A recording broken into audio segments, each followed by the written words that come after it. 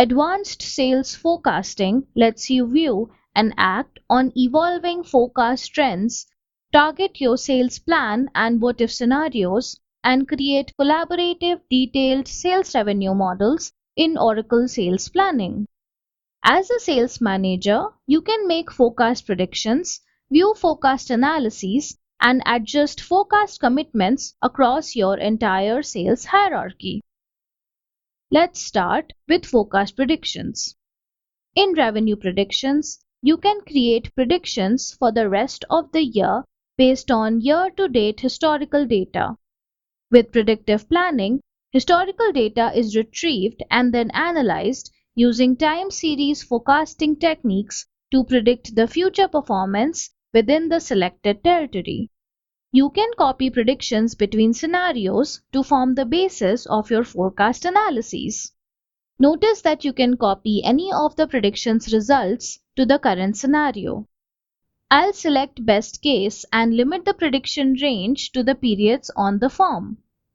You can paste data for only the selected territory or for all territories in the form. I'll save the changes. Now, let's look at the analytics.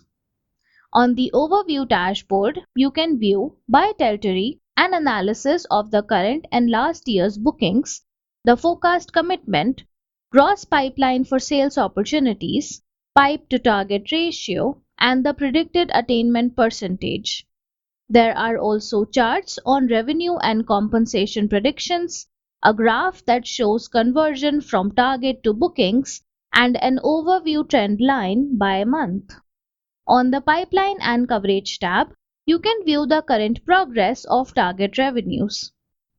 In Forecast Analysis, review how drivers such as sales unit and average price impact the target and forecast revenue by territory, product, sales channel, and customer account.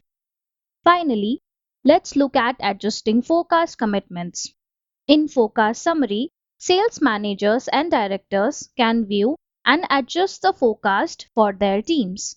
In this example, forecast commitment numbers are derived from a CRM system based on pipeline data and other factors.